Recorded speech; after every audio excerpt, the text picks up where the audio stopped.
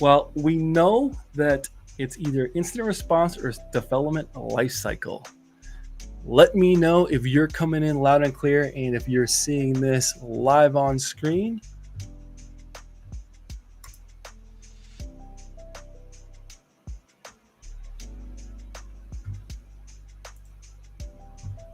The correct answer on this one is development lifecycle, right? We have the formal software development lifecycles, defines specific policies associated with development, testing, deployment, and maintenance of the application development process, otherwise known as the software life development lifecycle, right? So this is where we're testing, we're maintaining. I'm seeing it now. Slate Security Plus, first time hearing you. Whoa, are we having some technical difficulties? Let me know if we are. There's everybody. Right, we'll just keep on rolling along.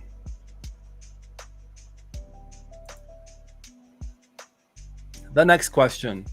A company hires a large number of seasonal employees and their system access should normally be disabled when the employee leaves the company. The security administrator would like to verify that their systems cannot be accessed by any of the former employees. Which of the following would be the best way to provide this verification? A, confirm that no unauthorized accounts have administrator access. B, validate the account lockout policy. C, validate the offboarding processes and procedures. Or D, create a report that shows all authentications for a 24-hour period. Agent 57, welcome to the party.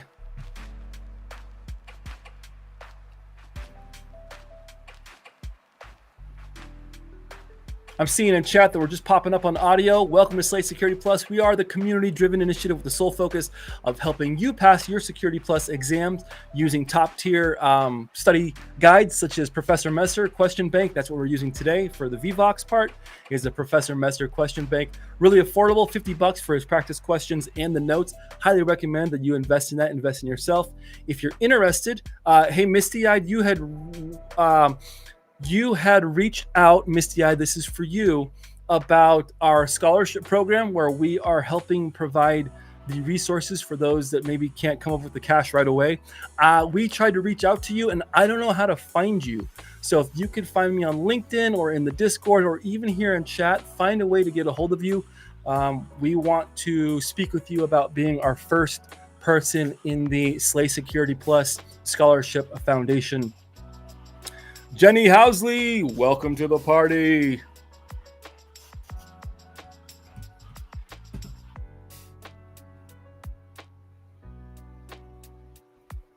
Yeah, you did. So go ahead and, Misty-Eyed, if you could leave in chat a way for myself to contact you so we can get you that scholarship to use towards study resources.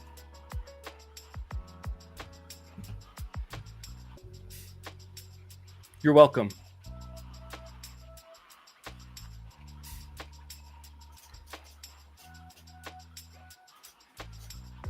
And we'll talk a little bit about this later in the live stream, but there are some techniques and study methods that I have found and that others have as well that really can maximize your study time. Pete Zerger from Inside Cloud and Security, I dropped his link in chat. He made a good point. There is no first place for taking the longest to study for your Security Plus exam. One of the ways that people recommend doing it is taking a practice exam of some kind before you even crack the study materials to find your weak spots, to find your weak areas, and then target study those weak areas using flashcards, Slay Security Plus, the Professor Messer Question Bank, Josh Matacor's Question Bank, the Cybex book Question Bank, but do targeted study on the areas that you are weakest in, and then you take another practice test, and you keep gauging yourself, and you keep studying those weak areas most, because the brain really doesn't work like a giant computer does. Well, actually, it does work like a computer, right? So if you're trying to sort through a bunch of information, wouldn't it be easier just to do something targeted, right? If a question pops up and you know it's from domain 5, your brain can automatically start pulling answers from that domain 5 category, as opposed to trying to find all of the possible information in Security Plus, right? So the learning process can be similar. Why waste time on something you're already good at? What we want to do is Work on the stuff that we have identified is our weak areas in the exam, right? That's what we want to be doing, is working on that. Work on those weak areas with targeted study. Come to the live study sessions and continue to test yourself. When you're getting about 85% to 90% on your practice questions or your practice test, Professor Messer, Cybex, Jason Dion, if you are so brave to go down that route and waste your money, spend your money, you can do that.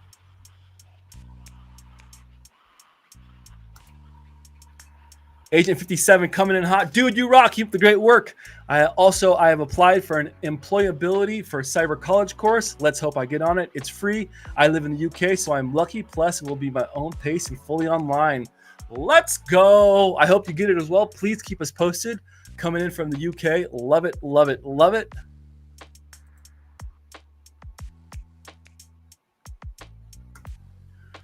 Whoa.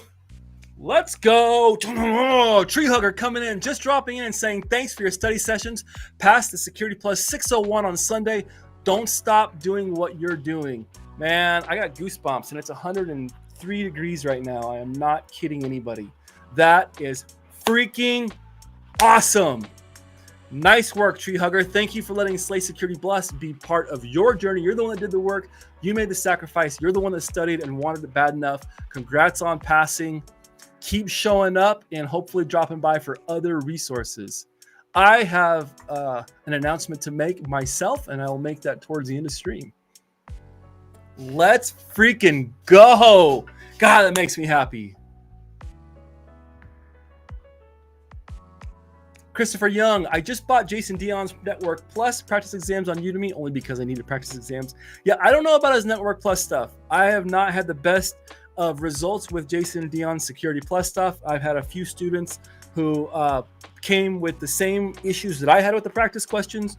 They were very wordy. I found they were significantly harder than the real thing, which actually does not help you study, especially for an entry-level exam like this. And I found in some of the Jason Dion practice exams, if you're watching this, go ahead and hit me up. I'm down to beef on it, Mr. Dion. I know that you're a well-respected instructor. I'm a noob myself, so I don't want to disrespect you, but I will say that whatever you're doing on the Security Plus practice exams, bro, you are putting in vendor-specific equipment on some of the exams, which the CompTIA Security Plus is not vendor-specific, and your questions are more wordy than an encyclopedia, and sometimes they're harder than the real exam needs to be. I found that did not work for me, and it did not work for a lot of other students, and when you're paying money, and money is scarce, time is the most important resource we have. You can't get back. I don't like to see people wasting their time and money and just spinning their wheels thinking they're not good enough because the practice tests are harder than they need to be or they're more wordy than they need to be.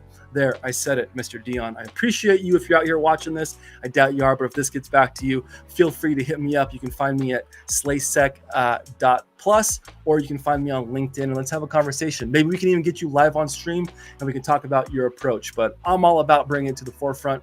Let's have a conversation. Let's go. Christopher Young. Yeah. So, got mad respect for the teachers out there. That's just the feedback that I would have for you that's watching and that might be torn between the Messer and the Dion stuff. The Messer stuff is by far and away the heavyweight champion of practice exams, and it's inexpensive. When we go to the official quote unquote CompTIA exams, and you're going to see right now we're doing Professor Messer questions, right? This is all Messer. When we go to the real exam, you're going to go, oh my gosh, they're very similar. Similar in structure, similar in difficulty. Remember, the CompTIA Security Plus is going to have some questions that are really easy, some that are kind of medium, and some that are really, really hard. And I think that the Professor Messer does a really good job of outlining those.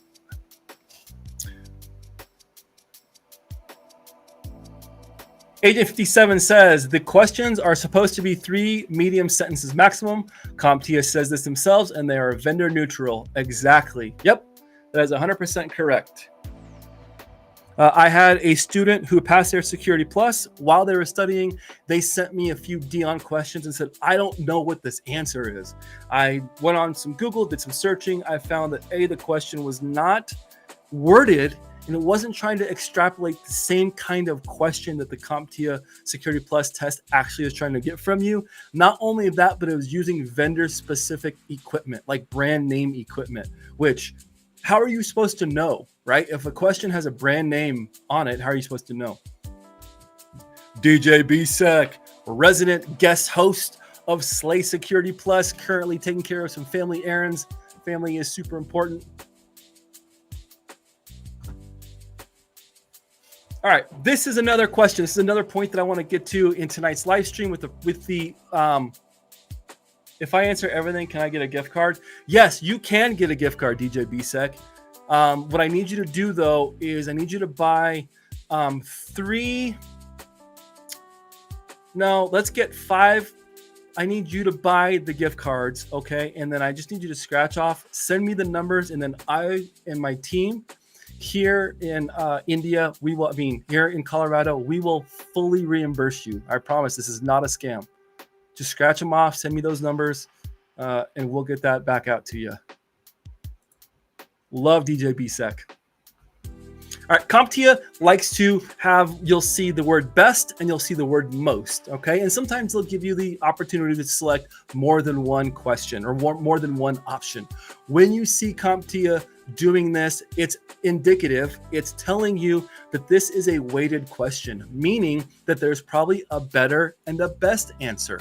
And that if you choose the better answer and not the best answer, you're going to get partial credit. That's right. CompTIA does do partial credit for their exams. That's why it is incredibly important that you answer every single question to the best of your ability, because you never know when you're going to get on one of those, maybe better, not best, and get that partial credit, especially with the PBQs, right? If you can get the PBQs as knocked out as much as you can and turn it in, you're going to get credit for the ones you get correct. You just don't get credit for the ones that you don't. You don't lose any points with Security Plus. The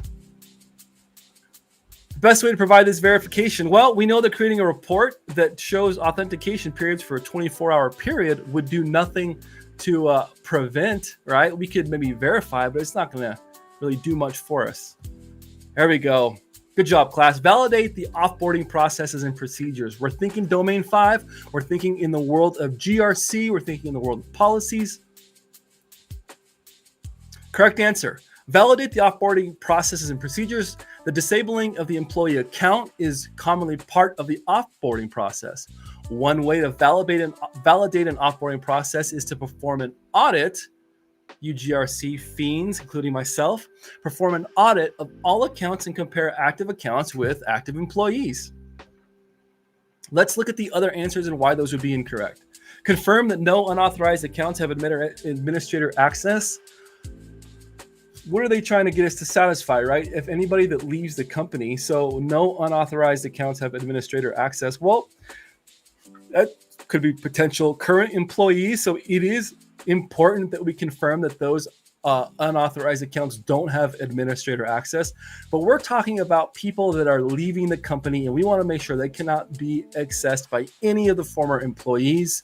Validating the lockout policy, well, that only does good if they already have, that means that they, to some extent, have access, right? So that's not going to necessarily validate or verify that their systems cannot be accessed, right? And then create a report that shows all authentications for a 24-hour period. That shows you who's logged in, but it doesn't really show you anything regarding verifying that they can't be accessed. That's just telling you who logs in. You're wearing the Run GRC at the moment. Let's go, Christopher Young says. Let's rock.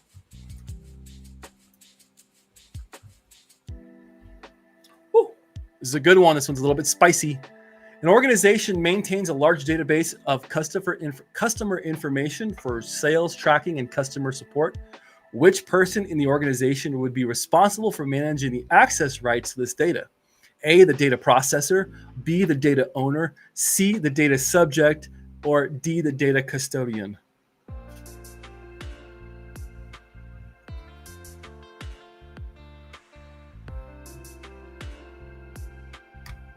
Tonight's beverage sponsor is water in a mason jar.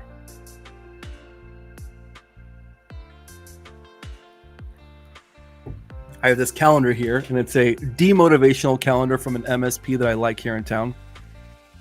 And so it looks like it's a motivational calendar, but really it's a demotivational calendar. July's says underachievement. The tallest blade of grass is the first to be cut by the lawnmower. So if you're having a bad day, you can look at this calendar and feel even worse. Let's see what August is. Oh, it's August. Let's see what August is. August. Mosquitoes. Mosquitoes are like family. Annoying, but they carry your blood. I like some good demotivation.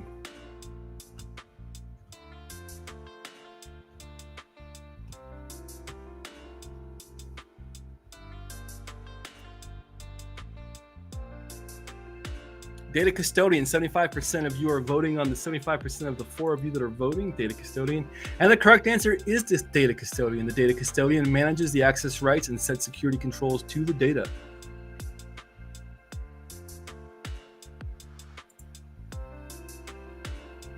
The vice president of sales has asked the IT team to create daily backups of the sales data. The vice president is an example of A, the data owner, B, the data controller, C, the data steward, or D, the data processor.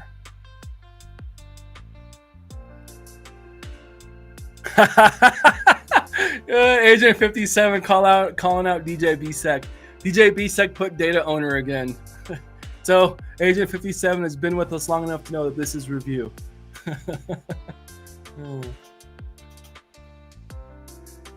Laura Flores says, we know all about the mosquitoes here in Florida. I used to live in Florida. I feel that. We know all about them here in Western Colorado as well. I'm pretty close to the river.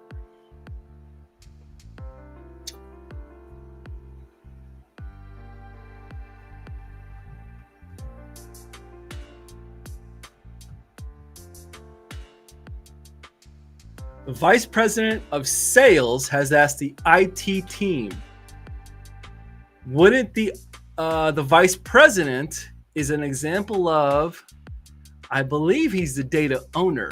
I'm guessing on this one. I know I shouldn't be saying the answers in chat, but these ones always threw me off when I was studying. We'll go back and look through the notes real quick too. Christopher Young says, I miss free diving in Miami in February. I do miss that tropical life. I love the water, whether it's being on a giant boat, a sailboat, a fishing boat out on the water. I love being on the water.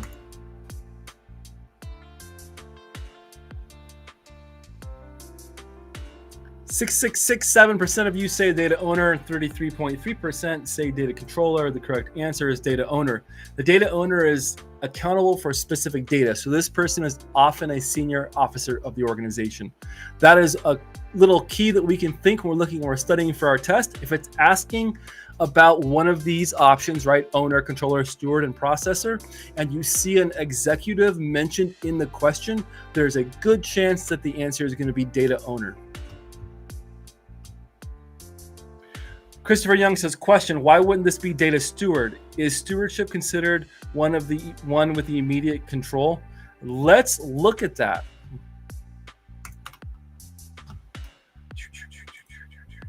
Oh, I was looking at some Zelda. I don't do a lot of gaming, but when I do play games, right now it's Zelda. I found my old DS. Let's go here. Bear with me, folks. We'll get some...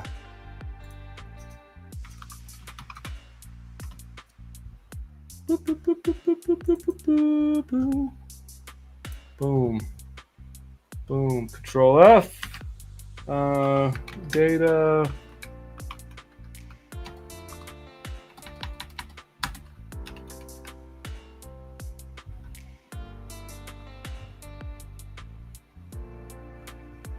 Here we go. Make it a little bit bigger for everybody.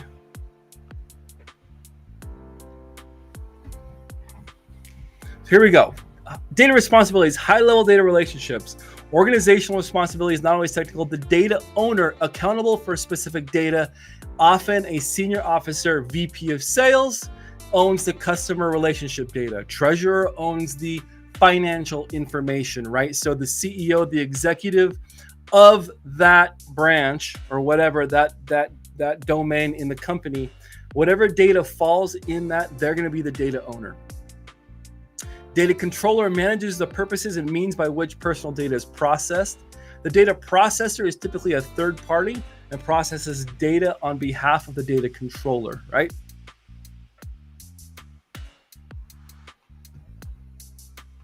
And here is the data custodian steward, responsible for data security, privacy, and security. We can consult ChatGPT and see what they have to say. Data custodian versus owner versus controller.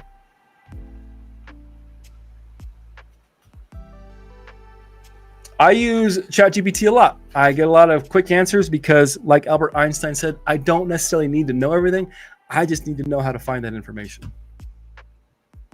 Data owner. Data owner is an individual or team that has authority over the data. They're responsible for the accuracy, integrity, and quality. Their responsibilities are to define data policies, approve access, data quality, compliance, make sure that we're in compliance with regulations and standards. Data custodian. Data custodian is often responsible for the technical aspects of managing data, including storage, maintenance, and security. Let's do this. Can I have real world examples? Hey, robot friend. Ronot.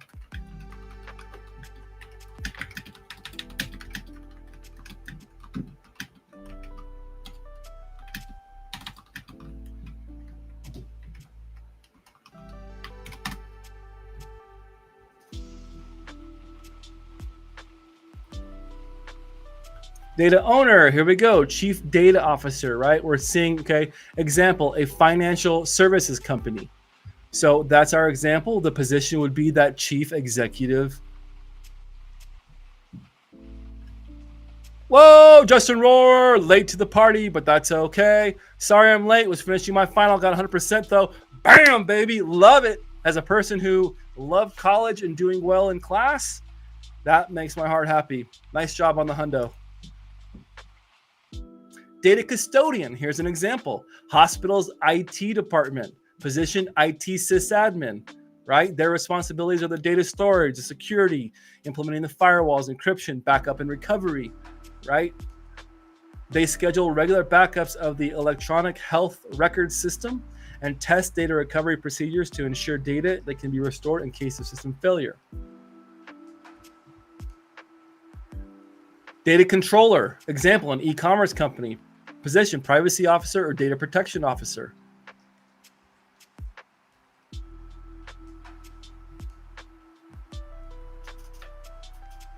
So there you go.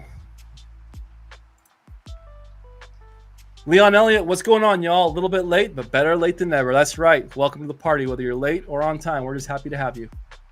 Use ChatGPT to your benefit, even if it's not. So something you can do is, I don't have these dialed up, but what I would do is get something like the Security Plus stuff from Professor Messer, okay? And I would take one of his questions. Let's see if we can do this live for everybody, because this would be a really cool technique to have kind of in your belt. Are these the notes or is this the exam?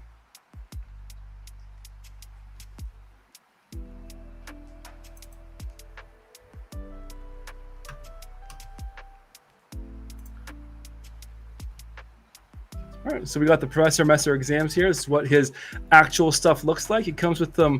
It comes with some okay PBQs. You can't actually drag and drop anything, but they do let you get an idea of how to get your brain going. What I would do is let's take a good meaty question with three.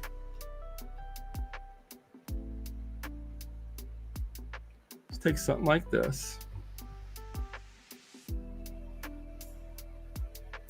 Come on. Right, I take it into chat. Control V it. And now I'm sure you guys already know this, but if you don't, if you want to hit enter but get down like below where you're at and not send it and clutter up the prompt, shift enter will allow you to hit enter and not actually send it, right? And you can say This is an example. And I like to say CompTIA because it's going to go through and scrape its large language model, and it needs to know that you're using, CompTIA Security Plus. If I can type today, I've been doing a lot of typing. Security Plus 701 practice question. Can I have 5 more using the same syntax, style, and difficulty, and syntax, style, and voice. All right.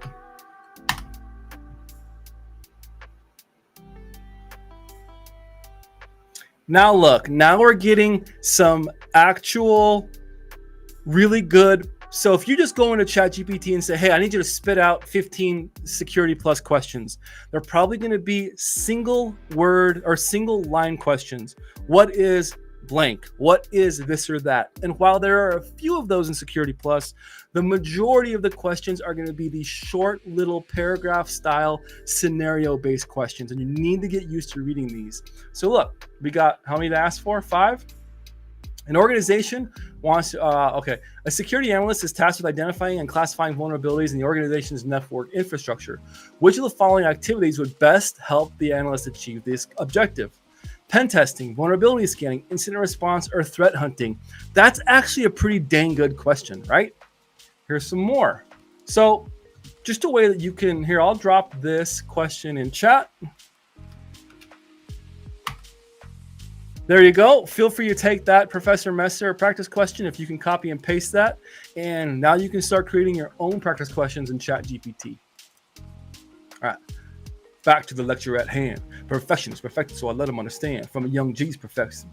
And before making she never knows she could be burning her man and earning her man. And at the same time, learning the man. It's like this and like that and like this in it. Leon Elliott, have you compared the answers between Gemini and ChatGPT?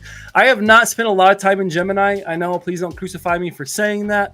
I got ChatGPT. I pay for the whatever it is monthly charge.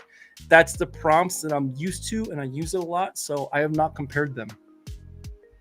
Yeah, Laura Flores, and you can ask Chat, hey, give me that style of question, give me the answers, and then explanations as well. A company's human resource team maintains a list of all employees participating in the corporate savings plan. A third party, remember what we just talked about, class. A third party financial company uses this information to manage stock investments for the employees.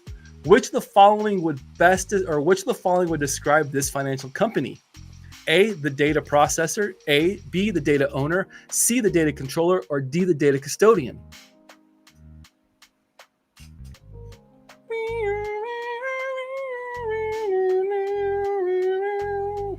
It's like this and like that and like this, and it's like, because that's real up and real deal Holyfield. And now you and hoes know how I feel. Man, I got some Snoop Dogg up in my head.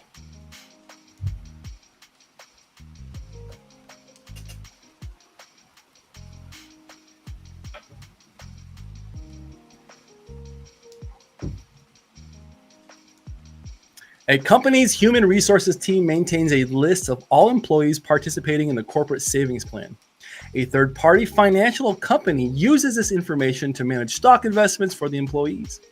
Which of the following would describe this financial company? So which of the following would describe this third-party company?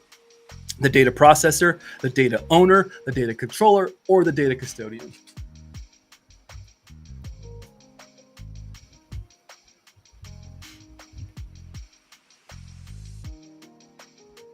I'm gonna have Dr. Dre and Snoop Dogg all night. Take that. You mean to say you haven't have it stuck in your head?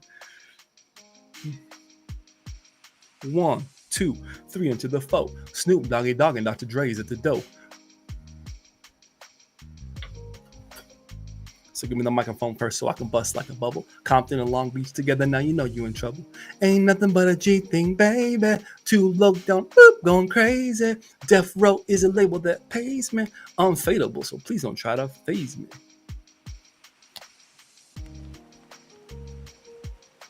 All right, let's roll. Come on, team. The data processor performs this type of action to the data and is often a different group within the organization or even a third-party company. In this example, the third-party financial organization is the data processor of the company's financial data. Nice job, team. Got 2 more review questions. A company is implementing a series of steps to follow when responding to a security event. Which of the following would provide this set of processes and procedures? A, MDM or mobile device management. B, DLP or data loss prevention. C, a playbook. Or D, zero trust, as in zero trust architecture.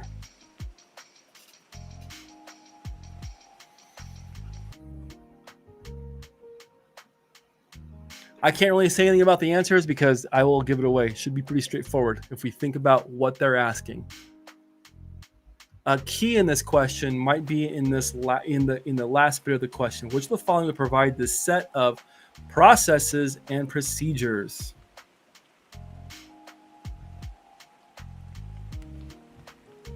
I missed the live stream. I haven't been able to tune into the live stream, Jerry's live stream lately. I've been doing some contract work for some people in the cybersecurity realm, and I have been absolutely swamped. Actually been helping out Simply Cyber a little bit as well with some content engineering, and that is taking up my morning time. They get up late, man. Those East Coasters, y'all on the East Coast are rocking and rolling by the time it's it's 6 a.m. my time, so I have to get up at 5:30, which isn't a big deal. I'm an early riser. It's worth it. But when you stay up till 1, 2, 3 o'clock studying, grinding, or working, man, 5:30 comes quick.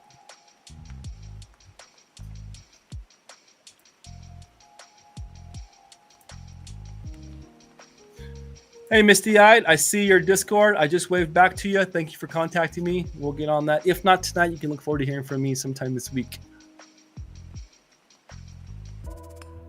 It's all right, Leon Elliott. We're trying to put the answers in this little VVox chat thing. But it's all right. It's all right. Yes, Leon Elliott, you are correct. The correct answer is playbook. A playbook provides a conditional set of steps to follow when addressing a specific event. This could be a breach. You should have playbooks for all kinds of things, right? I'm an early riser. 5:30 is early, BSEC. A playbook provides a conditional blah, blah, blah. An organization might have a separate playbook for investigating data breaches, responding to a virus infection, or recovering from a ransomware attack.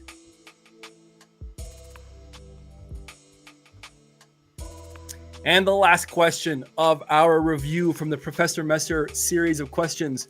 During the onboarding process, the IT department requires a list of software applications associated with the new employee's job functions. Which of the following would describe this use of information? A, access control configuration. B, encryption settings.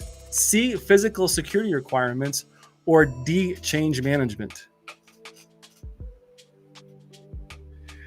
A playbook is what the Texans used to beat the Broncos. LFG. Oh, bro. Man, you got that QB. I bet he's going to get hurt by game 4. And I don't like to see any football player get hurt. Patrick Mahomes could use to get dinged up a little bit, but I don't like to see anybody get hurt. I got a soft spot in my heart for Texans. Marvin Melt says, Leon Elliott, I'm terrible too, so you're not alone. Hey, that's why we're here. A lot of us in the community struggle with test taking. When the question is in front of you, we freeze. We sometimes want to try and sort through all of the possible answers that we've ever learned in cybersecurity. Don't do that to yourself. The more that we can target study your weak areas and realize that CompTIA has a knowledge book of answers, it's just a set CompTIA speak answer book, right? When you take your exam and they grade it, they're not just being like, let's compare this to the entire world of cybersecurity and see if they're right. No, CompTIA has an answer key. And so you kind of, by doing this, coming to the study sessions, doing your own self-study, you start to really look, you start to see what CompTIA is looking for. I know. Are they playing right now? They are playing in 20 minutes. Hopefully we're going to watch it. Family football Thursday. Mario gets a back seat for when football season is here. You guys are playing against the Bears, right? The Bears.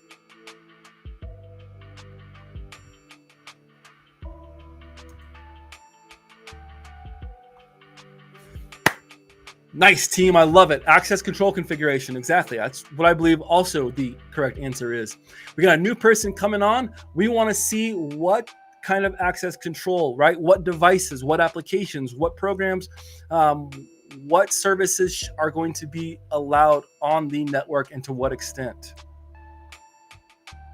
The onboarding team needs to assign proper access controls to new employees, and the list of applications provides the additional details regarding application data access.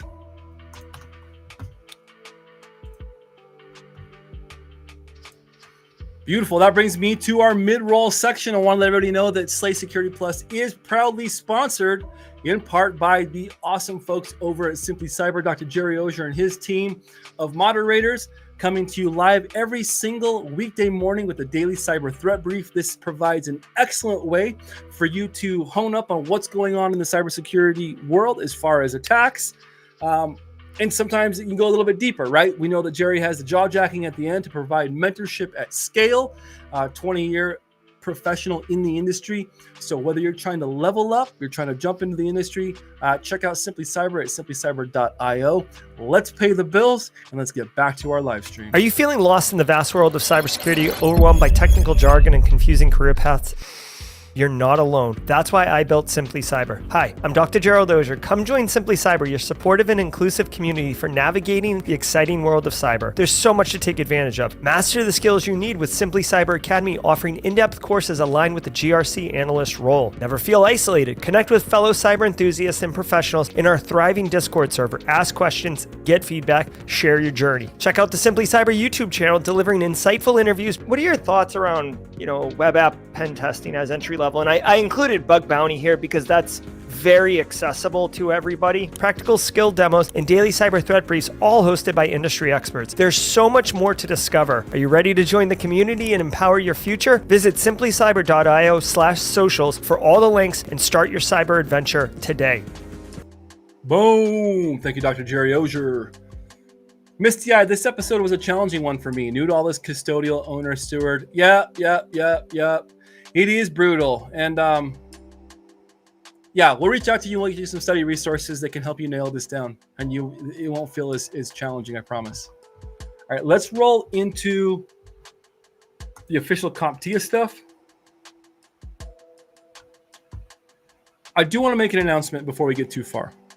This is a personal announcement.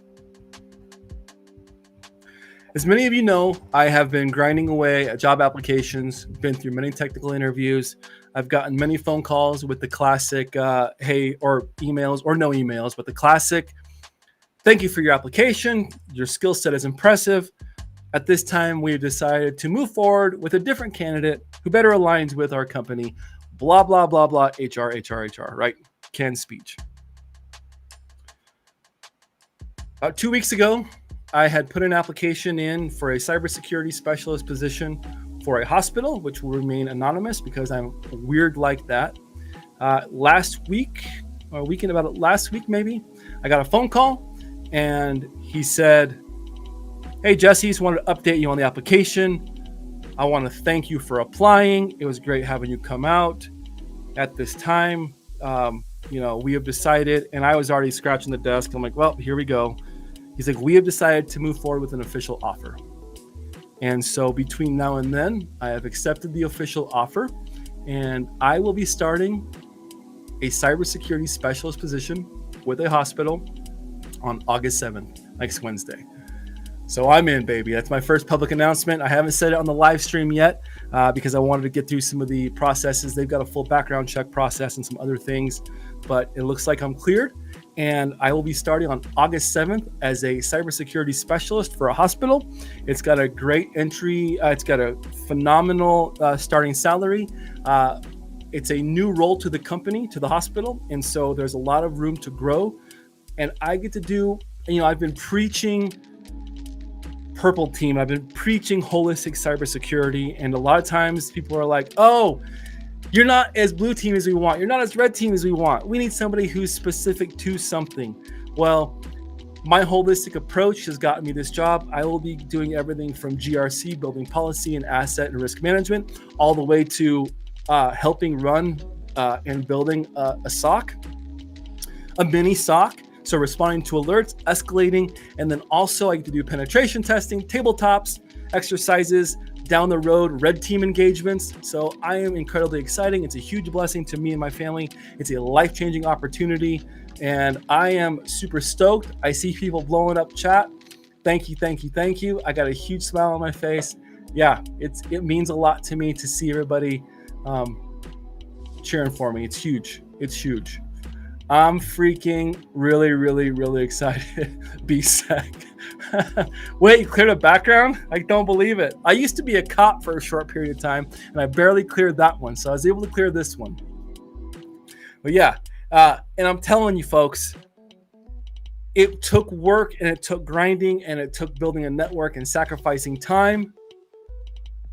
But I got here, right? And I'm super excited and I want to continue to create that path.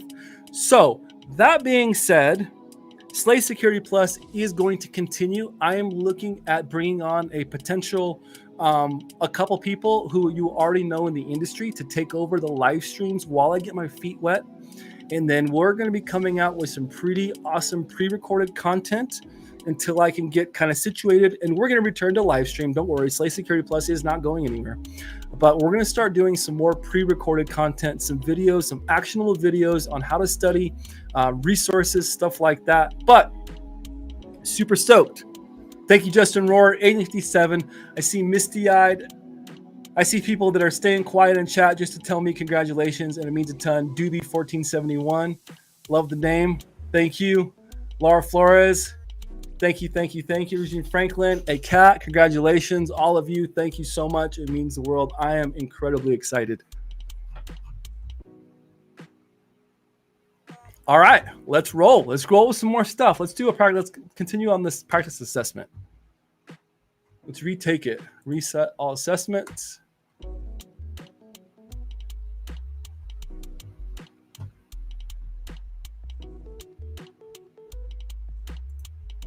Okay, can I start it?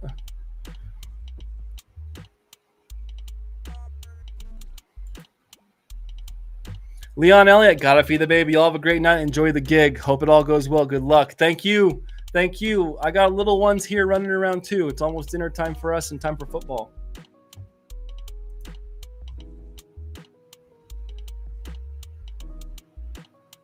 Woo! Here's a tough one.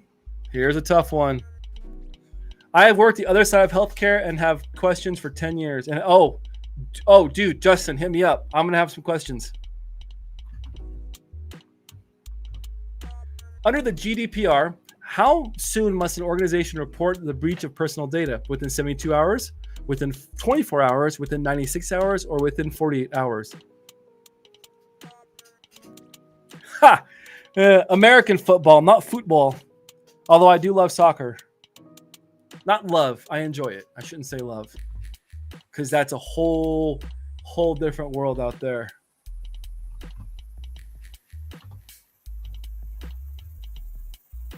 I don't know this 100%. And for this, we're not doing the live chat. So, oh, geez Louise. What a goop. I got caught up.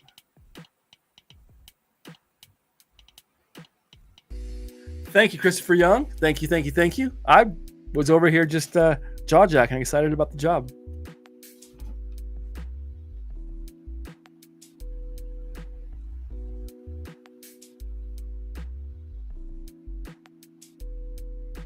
Stop, Bears.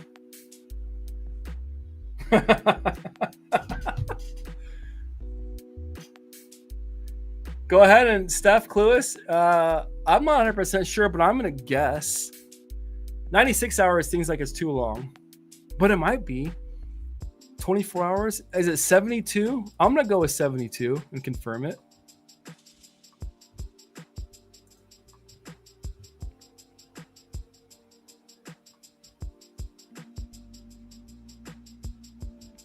See, look at this question and then compare it to,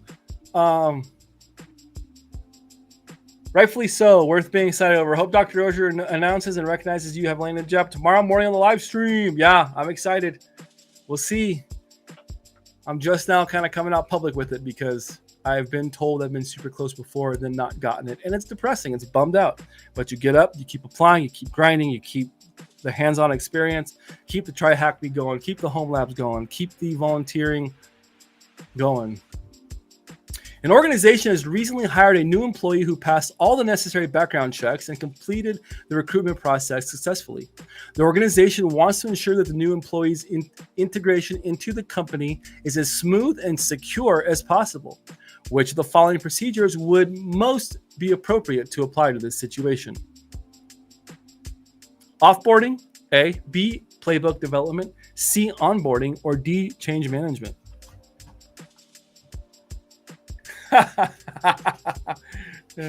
I'm coming up.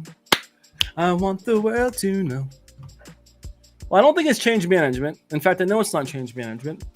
Playbook development is what we talked about in those previous questions, right? Having a conditional set of policies and procedures when an event happens. And we know that offboarding has to do with when you leave a company. So I'm going to lock in question C. What do y'all think? Onboarding. That makes the most sense to me. Hey, Casually Joseph! You are missed this evening, friend. I know that you're taking care of some family obligations as well as preparing for DEF CON 2024. I have a little bit of FOMO, but honestly, I'm stoked for Wild West Hackin' Fest, and yeah, that's what I'm stoked for. How long is this one? We might have to revisit this one.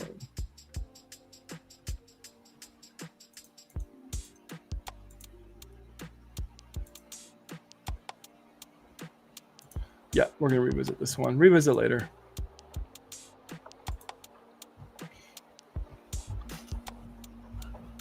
Yeah, Steph, put your answers in chat. We're no longer doing so in this. This is kind of a free-for-all. Have fun. Throw the answers in chat. Oh, did you hear that? Casually Joseph, be our resident brosif. I let people know, Joseph, that I accepted the position at the hospital and that in an interim, we will be looking for someone to guest host in my place for a little bit while I get my feet wet. It would be your show, man. If you want to do some guest hosting, hit me up. You can run people through Blue Team Labs, run people through all the stuff that you do. Oh, yeah. Yeah. They said once my feet are wet that I can kind of give or take make my own schedule, which is pretty dope. All right. A multinational firm headquartered in San Francisco, California on the left coast serves customers from various countries, including European Union countries. The company collects, processes, and stores substantial amounts of personal data. Which of the following legal regulations must the company's governance committee ensure compliance? The GDPR only, California Consumer Privacy Act only, both GDPR and California Consumer Privacy Act.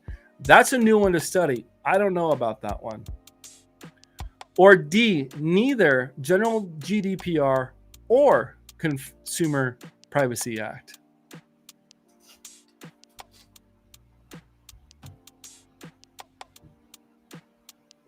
I see C. This is kind of a fun way to do testing too. It's probably more accessible than the... Let me know in chat, those of you that are here, do you like the Vivox everybody polls anonymous style, or do you like this better where we're going through the CompTIA questions and we're dropping them in chat? My feelings will not be hurt either way, but let me know what you like better.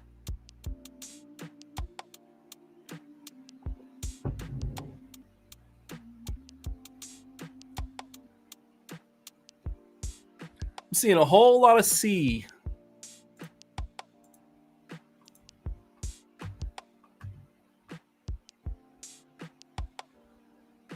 All right, Agent 57 likes the Vivox and this. I like a little bit of both.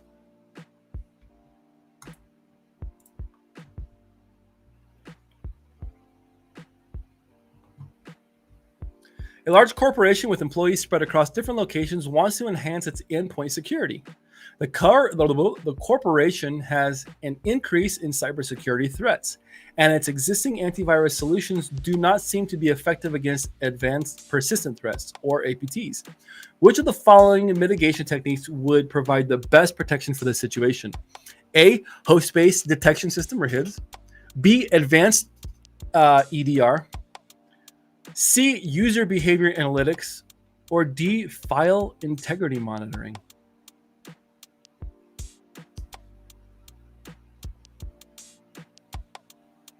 Laura Flores likes the mix. Steph says, I like it. And other people can't see what I'm saying and I'm wrong. And it doesn't taint my answer, but a mix isn't bad. And Steph, you hit on, that's exactly why we do the VVox. I was inspired by Professor Messer, but I like it because it avoids lemming syndrome, right? If you throw your answer in there and you're completely wrong, you may build or imposter syndrome. You're like, oh, I knew it. I knew I shouldn't be taking this test. I'm too dumb. I'm not ready for cyber. Or maybe you have an idea and you're completely right, but you see everybody else is voting a different way and it could sway your vote. I would just say get out there and vote and know that we're all here to learn. In that last year, I did a live stream from Wild West Hackin' Fest. Heath Adams from TCM got a question wrong. Zach Hill at the time from TCM got a question wrong. Dr. Rozier came on and got questions wrong. DJ B-Set gets questions wrong. Man, this is an entry-level exam. It's a pop the bubble. It's a memorization exam that you can put on your resume and to build up that foundational 1,000-foot view of cybersecurity. You're probably going to get some wrong. We're all going to get them wrong. Don't let that stop you from from jumping in and putting your answer in. I'm laughing at DJ B-Sec. He said, lemming leader.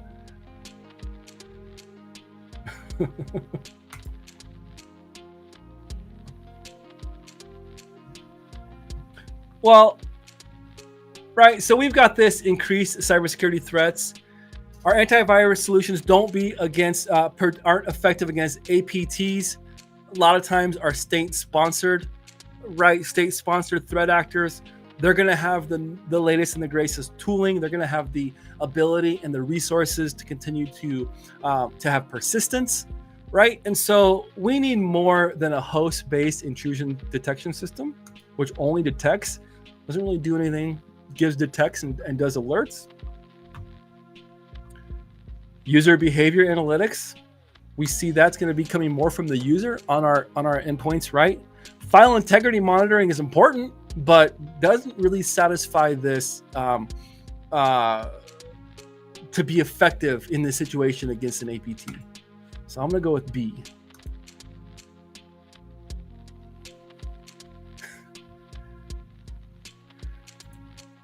Laura Flores just called you out. DJ B-Sec, sometimes you lead us off the cliff. Hey, that's just because he's coming with the real world, which can be different than the CompTIA. Oh man, that's funny. It's a Van Halen night tonight, I think. All right, we'll get in a couple more questions and then I got to honor my family and get out of here.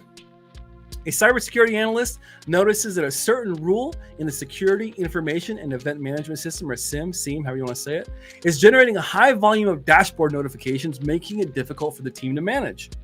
Which action would be most effective in dealing with this issue? A, ignore all alerts generated by this particular rule until the team finds time to resolve the problem. B, adjust the parameters of the rule or lower the alert system. C, remove the problematic rule entirely from the SIM system. Or D, increase sensitivity of the alerting system to counter the increased alert volume.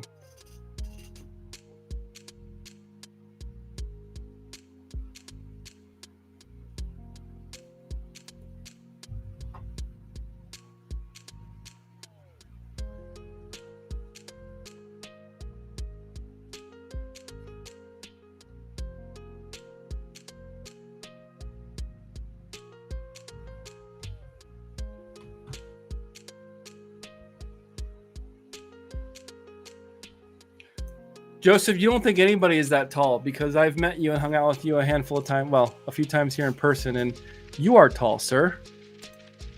You're tall compared to me, but I'm not very tall either. I'm average 5'10", 6 feet when I was probably in my 20s and 30s. probably 5'11", 5'10" now. Pretty average. Pretty average white guy. Well, I'm actually half Mexican, so pretty average half Mexican dude.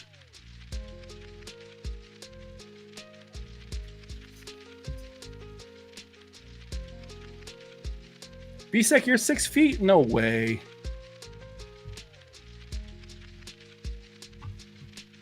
Everyone's saying B, adjust the parameters of the rule or lower the alert system, alert level. I like that answer. We don't want to ignore all the alerts. Removing the problematic rule entirely from the sim solution may not be feasible, because what if we don't want to risk passing up on a false negative?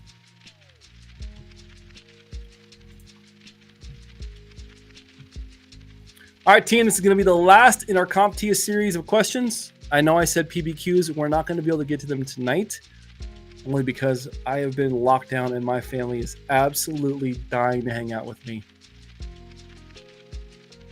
What type of data is information that can easily be understood and interpreted without any additional processing or translation? A, regulated data. B, trade secrets. C, human readable data. Or D, non-human readable data. Got a jet, Christopher Young says. Stay classy, warriors. Hey, warriors, come out and play. King, king, king, king.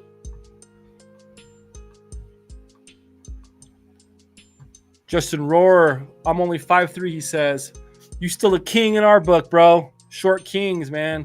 2024 is the year of the short king.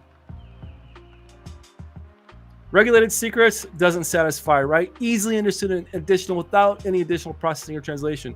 Trade secrets, that I think of proprietary business plans, right? Non-human readable data. Well, if it's non-human readable, then it's probably none of what the question is asking. Let's confirm it.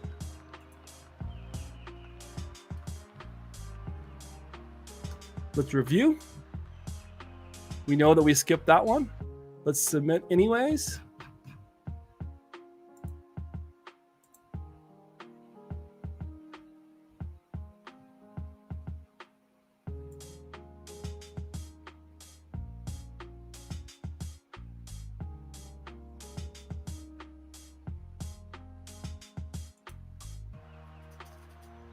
$72 hours. We're correct.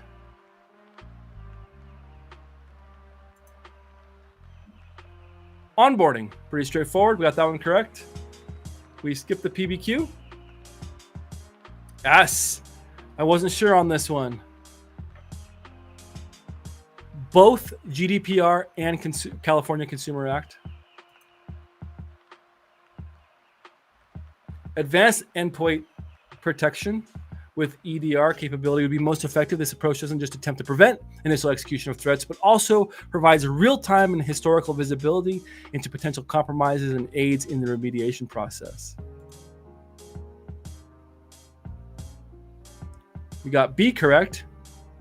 When a modifying or lowering the alert level can handle generating too many alerts, the company can decrease the rule sensitivity by refining the parameters to trigger only under more specific conditions. Human readable, and then the ones that we didn't get. Whew, that was a good session, ladies and gentlemen. I hope you got some value out of the questions. Feel free to go back and chop them up, edit them, do whatever you would like, and commit them to memory. I did drop a link in chat. I will drop it again. This is what I use to create the How to Slay Security Plus video or model. This is from Inside Security. Here, let's do this. So he goes through something that's super important. Let's see if I can find it. All right. And this is that targeted reading I was talking about. Start with a practice exam, hit the targeted reading, find your weak areas, do some review, live quiz, which is what we do, PowerPoint, watch YouTube content, and then do it again. Practice exam, targeted reading, right? And that really helps you to get down to the questions a lot faster.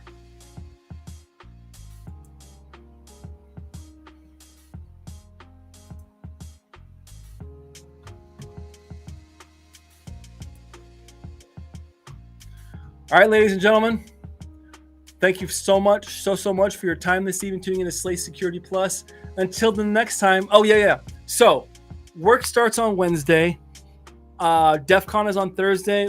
I don't know if we will be live on Thursday. We might be live on Thursday because I'll be so excited for my first day of work or my second day, but we just may be later in the evening, right? So gonna see some changes. We're not going anywhere. If anything, it's gonna get even better with more guest hosts, more content, more videos. Super excited for my new career. I'm excited to bring all of you along.